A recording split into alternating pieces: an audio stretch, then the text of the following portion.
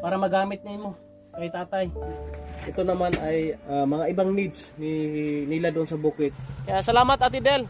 Pupunta kami doon ni Migo. Sige Mig, una Mig. Dandahan lang ha. Ayan po mga kabayan. Diretso na kami doon. Bali ipasok na namin yung motor kasi mabigat itong ating dala. Mahirapan kami. Yeah. At mahirap pa dumaan dito kasi ang daan ay mabuhangin, mabato, palusong. Kaya yung sasakyan din kahapon ay nahirapan din ho. Oh. Makaakyat dito. Delikado itong area na ito. Ito ay reclamation area ng syudad ng Sipalay. Dito tayo nagsusurkat.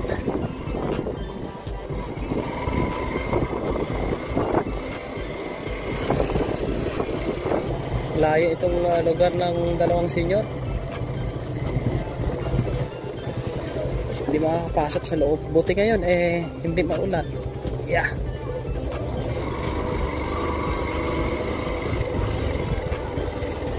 Yeah. Yeah.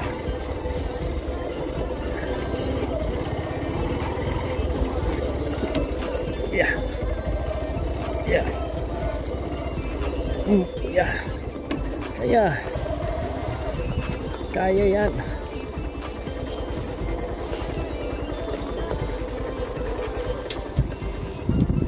Yeah.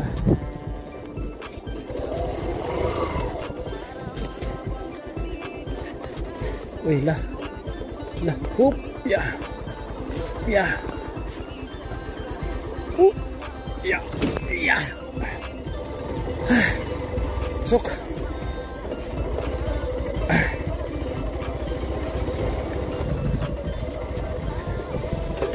Yeah. Uy, ahila ko na Meg. Migo, tagal ng harang, may harang. Oh, kaya na Meg.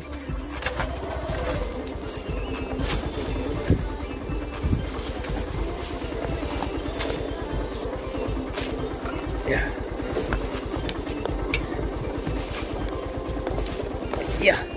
Parang kalabaw na yung motor natin. Yeah. Ayan. Ayan. Grabe. Dito na kami mga kabayan.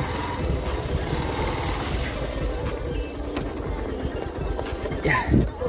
Dito kami sa bahay. Yan po ang aming dala mga kabayan. Oh. Nakarating kami dito sa pinakataas. Lais tiling. Ara kada. May hapon. May hapon la. Kumusta? Lola. Si Raymond ini. Kilala mo pa ako? Akala ko hindi na. Sige, buksan natin. Musog. Yeah.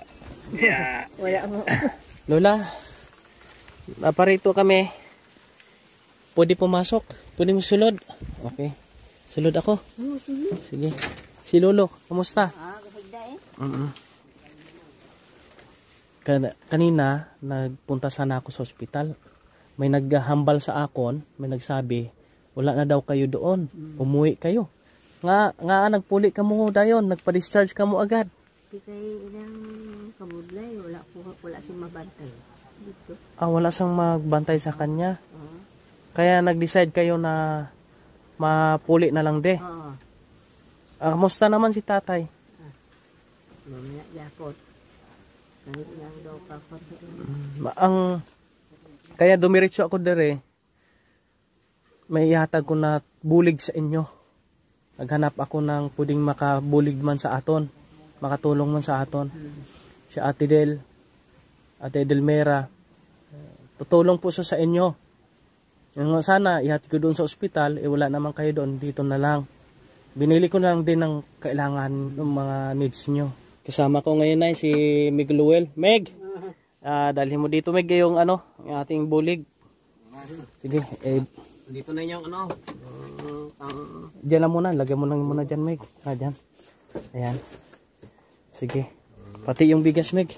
Okay. Hindi yatin ata ni Lolo dyan. Tay! Kamusta ka po? Nagkaon ka na? Hindi pa sa nagkaon, nay. Sige, Meg. Sige, lagyan mo lang din, Meg, ah. Yan. Yan. Yan. Itong bigas na ito, konsumo mo ni. Ha? Para hindi ka mahirapan. Ngayon, si tatay, gibaklan ko sang mga pwede niya makaon. Eh, ikaw din, kaon po ka, kaon ka, ha? Oo. Ito, binila mo sa ng saging. Bigyan mo dito. Saan ako ito, ibutang ni. Dali lang. Lauda lang. Konsumo lang nanay ito. Ito yung mga kailangan ni tatay, mga kabayan, no?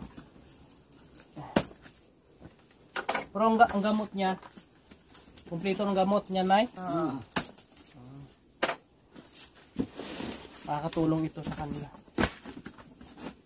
Diaper. Ito, nay. Di na mahirapan. Hindi ka na mabudlayan sa iya. Pag magdumi siya ba? Kablo ka mabutang ani sa iya, ha? Okay. Diaper. Diaper yan. Tapos yung mga oatmeal. Kablo ka magpakaon sa iya. Oo. Ikaw po, kaon po ka ani. Oatmeal po mga kabayan. Dito natin ibutang lahat. Sa ano. Para meron silang magamit.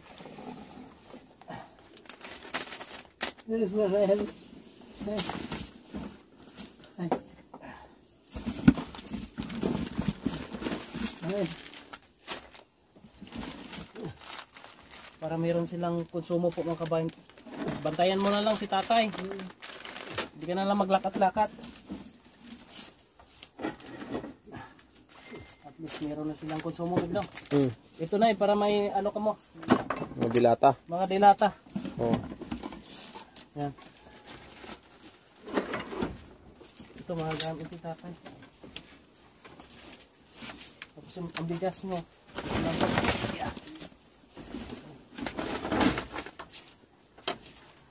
Dugay-dugay na naman ubos, no?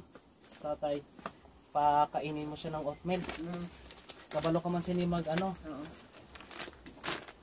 Kung may ara pa mga bulong na balaklon, bigyan-digitan ng kas. Ha? Ikaw na bahala ito, nay. Bigay ko na lahat to kay nanay.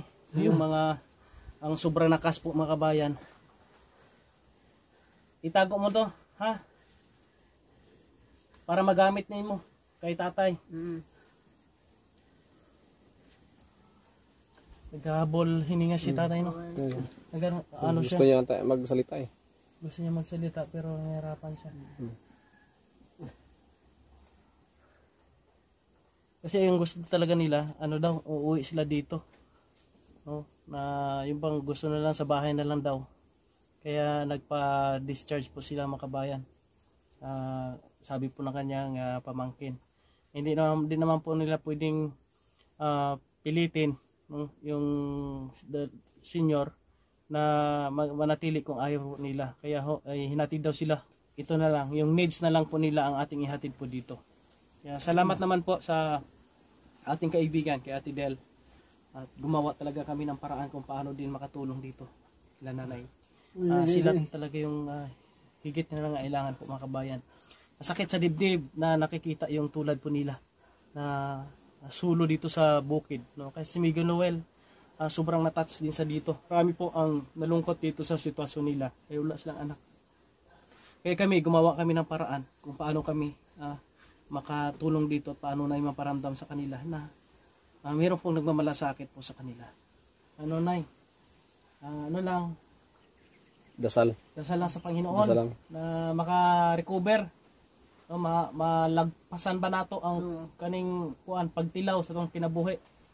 Yung pagsubok ba sa ating buhay na malagpasan po? Kasi napakahirap na walang kasama. Nandito pa rin sila sa bukid ho, mga kabayan. Dako na bulig na sa imo. Sa imo na hindi ka na mabudlayan. Hindi ka na mahirapan na punta doon, maghanap ng pagkaon. Meron na kayong pagkaon. Ano? At si Kapitana pupunta pa dito. Siguro yung kanyang barangay tanod na lang ang maghatid daw po. Meron din po ipapahatid sa inyo at tulong. Po mga kabayan, maraming salamat po sa inyong lahat ha, sa pagsuporta sa aming gawain. Tuloy-tuloy tayo hanggat kaya natin. Kahit nga kapos tayo sa financial is ginawa natin ang paraan kung paano tayo makahanap ng financial para magamit pang tulong po sa tulad po nila. Sa ating mga sponsors, maraming salamat sa mga followers, subscribers natin, sa mga OFW natin kababayan. Maraming salamat sa inyong lahat. Ang pag-share ng video din po isa po sa mga paraan para po mas marami tayong matulungan at isa din po yan sa way para ho ay makapag-inspire sa ibang tao po mga kabayan kung makita nila yung ating ginagawa. Mas maraming tutulong, mas maraming matulungan po mga kababayan. God bless sa inyong lahat po mga kababayan. Shoutout kay Ate Minda, Ate Rosulinda, at Ate Nerita. Sa lahat po nating mga kaibigan, kay Busilin, kay Ate Edelmera. Sa lahat po, natin po natin mabanggit isa-isa, mga kababayan. Maraming salamat sa suporta para sa ating mga kababayan.